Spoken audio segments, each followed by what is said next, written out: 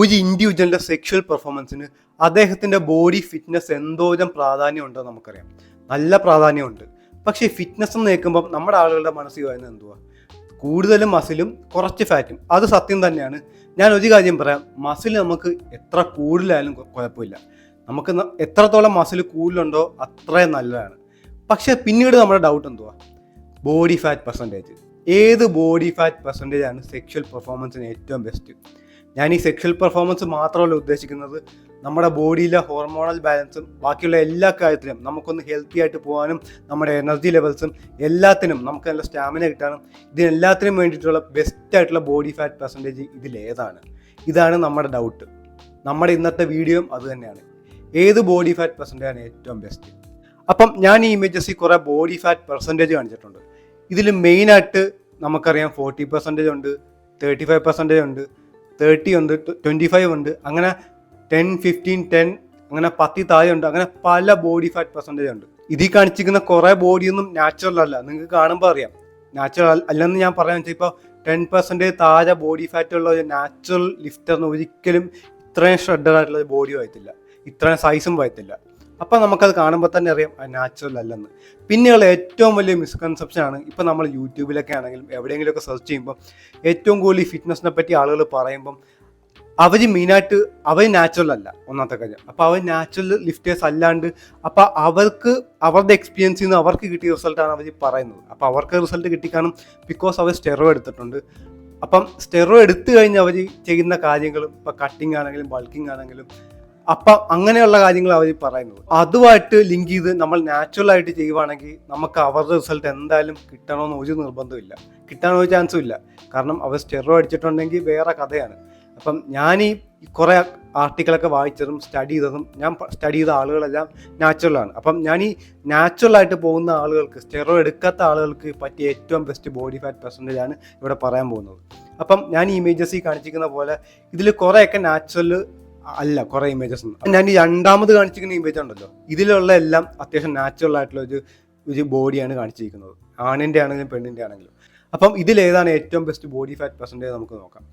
അപ്പം ഞാൻ ഡയറക്റ്റ് അതിലേക്ക് തന്നെ വരികയാണ്. നമുക്ക് ഏറ്റവും ബെസ്റ്റ് ബോഡി ഫാറ്റ് പെർസെൻറ്റേജ് എന്ന് പറയുന്നത് 12 to, ഇപ്പം മെയിലിനാണെങ്കിൽ 12 to 16% ബോഡി ഫാറ്റ് പെർസെൻറ്റേജ് ആണ് ഏറ്റവും best for sexual performance and for every, നമ്മുടെ എല്ലാ ഹെൽത്തിനും നമ്മുടെ ഫങ്ഷനിങ്ങിനും വൈറ്റമിൻ അബ്സോർപ്ഷനും നമ്മുടെ മൊത്തത്തിലുള്ള സ്റ്റാമിനയ്ക്കും എൻഡ്യൂറൻസിനും എല്ലാം കിട്ടുന്ന ബെസ്റ്റ് റേഞ്ച് എന്ന് പറയുന്നത് 12 to 16% ബോഡി ഫാറ്റ് റേഞ്ച് തന്നെയാണ്. ബിക്കോസ് ഞാൻ ഇത് പറയാൻ കാരണം എന്ന് വെച്ചാൽ, നമ്മൾ 10% ബോഡി ഫാറ്റിൽ നാച്ചുറലായിട്ട് ആളുകൾക്ക് പോകാം, പ്രശ്നമില്ല. 10% താഴെ പോകാൻ കുഴപ്പമൊന്നുമില്ല. പക്ഷെ പോയി കഴിഞ്ഞാൽ അത് ഈ ബോഡി ബിൽഡേഴ്സൊക്കെയാണ്, ഇപ്പോൾ നാച്ചുറൽ കോമ്പറ്റീഷനൊക്കെ ഇറങ്ങുന്ന ആളുകളാണ് അങ്ങനെ ചെയ്യുന്നത്. അപ്പോൾ അവർക്ക് പെട്ടെന്ന് വാട്ടർ കട്ടും ഈ ബോഡി ഫാറ്റ് പെർസെൻറ്റേജ് എല്ലാം കുറയ്ക്കുമ്പോൾ ഭയങ്കര ഷ്രെഡഡ് ആയിട്ടിരിക്കും ബോഡി. അപ്പോൾ അവർക്ക് നന്നായിട്ട് ബോഡി ബിൽഡിംഗ് കോമ്പറ്റീഷനൊക്കെ നന്നായിട്ട് പെർഫോം ചെയ്യാൻ പറ്റും. അപ്പം അതുകൊണ്ടാണ് അവർ അതിൻ്റെ താഴെ പോകുന്നത്. പക്ഷെ അതിൻ്റെ താഴെ നാച്ചുറലായിട്ട് പോകുന്ന ആളുകളടുത്ത് നിങ്ങൾക്ക് ചോദിച്ചറിയാൻ പറ്റും അവർ എന്തോരം കഷ്ടപ്പെടുന്നുണ്ടെന്ന്. അവർക്ക് വേണ്ട ഉറക്കം കിട്ടത്തില്ല, വേണ്ട അബ്സോർപ്ഷൻ, നമ്മുടെ ന്യൂട്രിയൻസിൻ്റെ അബ്സോർപ്ഷൻ നടക്കത്തില്ല, പിന്നെ അവർക്ക് വേണ്ട സ്റ്റാമിന കിട്ടത്തില്ല, വേണ്ട എൻഡ്യൂറൻസ് കിട്ടത്തില്ല, നന്നായിട്ട് ലിഫ്റ്റ് ചെയ്ത് ഫുൾ വെയിറ്റ് ഒക്കെ ഇട്ട് വർക്കൗട്ട് ചെയ്യാൻ പറ്റത്തില്ല. അപ്പം ഇങ്ങനെയൊക്കെ വരുമ്പം അവർക്കത് പാടായിരിക്കും. അതേപോലെ തന്നെ ഈ 16% ഇല്ലെങ്കിൽ 20% മേളിൽ ബോഡി ഫാറ്റ് പെർസെൻറ്റേജ് ഉള്ള ആളുകൾക്കും സെക്ഷൽ പെർഫോമൻസ് പാടായിരിക്കും.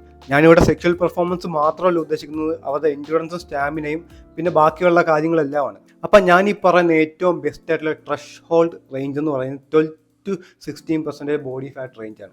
ഈ ഒരു റേഞ്ചിൽ നിന്നാൽ നിങ്ങൾക്ക് എല്ലാം ചെയ്തു പോകാൻ പറ്റും. നിങ്ങൾ പക്ക ഹെൽത്തി ആയിരിക്കും, എല്ലാം നിങ്ങൾക്ക് എൻജോയ് ചെയ്യാൻ പറ്റുകയും ചെയ്യും. എന്ന് വെച്ചാൽ ഈ ലിഫ്റ്റേഴ്സിൻ്റെ എല്ലാ ബെനിഫിറ്റും കിട്ടുകയും ചെയ്യും. എന്ന് വെച്ചാൽ നല്ലൊരു ഫിസിക്കും തന്നെ ആയിരിക്കും. ഞാനീ പറഞ്ഞത് ഈ വർക്കൗട്ട് ചെയ്യുന്ന ആളുകളുടെ ഇടയിലുള്ള കാര്യമാണ്. ഇനി വർക്കൗട്ട് ചെയ്യാത്ത ആളുകളുണ്ട്, അവരുടെ ജെനറ്റിക്സ് കൂടുതൽ വണ്ണം വെക്കാത്തതായിരിക്കും, ഇല്ലെങ്കിൽ കൂടുതൽ മെലിയാത്തതായിരിക്കും.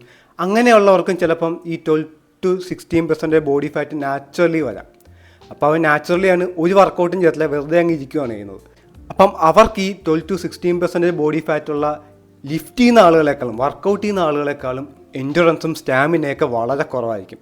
അപ്പം അങ്ങനെയുള്ളവർ വെച്ച് കമ്പയർ ചെയ്യുമ്പം ഇവർ ലിഫ്റ്റ് ചെയ്യാത്തവരാണ്, അധികം വർക്കൗട്ട് ചെയ്യാത്തവരാണ്, നാച്ചുറലി തന്നെ 12 to 16% ബോഡി ഫാറ്റുള്ള ആളുകളാണ്.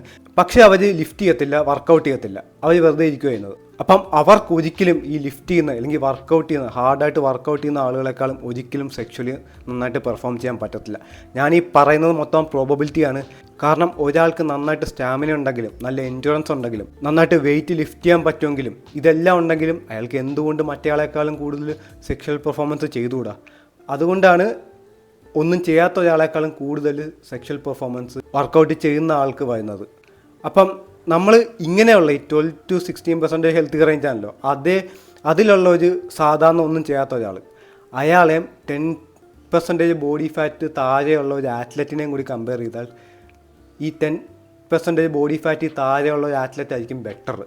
കാരണം അയാൾക്ക് മറ്റേ ആളെക്കാളും കൂടുതൽ എൻഡുറൻസും സ്റ്റാമിനയും എല്ലാം നന്നായിട്ടുണ്ട്. പക്ഷേ ഇതേ 10% ബോഡി ഫാറ്റുള്ള 10% താഴെ ബോഡി ഫാറ്റുള്ള ഒരാളെ 12-16% ബോഡി ഫാറ്റുള്ള ആളുമായിട്ട് കമ്പയർ ചെയ്താൽ രണ്ടുപേരും വർക്കൗട്ട് നന്നായിട്ട് ഹാർഡായിട്ട് വർക്കൗട്ട് ചെയ്യുന്ന ആളുകളാണെങ്കിൽ 12-16% ബോഡി ഫാറ്റ് പെർസെൻറ്റേജ് ഉള്ള ആളായിരിക്കും ഏറ്റവും കൂടുതൽ അഡ്വാൻറ്റേജ്, പ്രോബബിലിറ്റി കൂടുതൽ നന്നായിട്ട് സെക്ഷൽ പെർഫോമൻസ് ചെയ്യാൻ.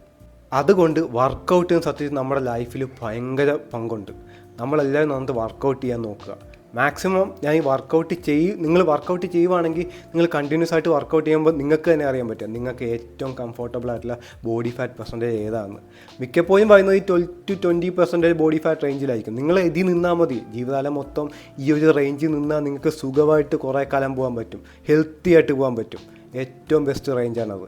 അതിൽ താഴെ പോവാം, 10% ബോഡി ഫാറ്റ് പെർസെൻറ്റേജ് താഴെ പോകാം. പക്ഷേ ഞാനത് റെക്കമെൻഡ് ചെയ്യത്തില്ല. ഏറ്റവും നല്ലത് ഏതെങ്കിലും കോമ്പറ്റീഷനൊക്കെ നിങ്ങൾ ഇറങ്ങുമെങ്കിൽ, നാച്ചുറൽ ആയിട്ടുള്ള എന്തെങ്കിലും ബോഡി ബിൽഡിംഗ് കോമ്പറ്റീഷനൊക്കെ ഇറങ്ങുമെങ്കിൽ മാത്രമേ അതിൻ്റെ ആവശ്യമുള്ളൂ, അല്ലെങ്കിൽ അതിൻ്റെ ആവശ്യമില്ല. ഏറ്റവും ബെസ്റ്റ് റേഞ്ച് എന്ന് പറഞ്ഞാൽ 12-20% ബോഡി ഫാറ്റ് പെർസെൻറ്റേജ് റേഞ്ച് തന്നെയാണ്. അത്യാവശ്യം പ്രോ ആണെങ്കിൽ നിങ്ങൾ 12-16% ബോഡി ഫാറ്റിൽ കൊണ്ട് നിർത്തുന്നതായിരിക്കും ഏറ്റവും നല്ലത്. ഇപ്പോൾ പെണ്ണുങ്ങളിലും ഏറ്റവും ബെസ്റ്റ് അവർക്ക് പെർഫോം ചെയ്യാൻ പറ്റിയ ബോഡി ഫാറ്റ് പെർസെൻറ്റേജ് റേഞ്ച് എന്ന് വെച്ചാൽ 20-25% ആണ്. പെണ്ണുങ്ങൾക്ക് അത്രയും വരും. പക്ഷേ ആണുങ്ങൾക്ക് പ്രോ ആയിട്ടുള്ള ഒരു ലെവലെന്ന് വെച്ചാൽ 12-20% ആണ്, അല്ലെങ്കിൽ 12-16% ബോഡി ഫാറ്റ് റേഞ്ചാണ്. അപ്പം അത്രയുള്ള കാര്യം. നിങ്ങൾക്ക് വീഡിയോ ഇഷ്ടപ്പെട്ടെന്ന് വിചാരിക്കുന്നു. Thanks for watching.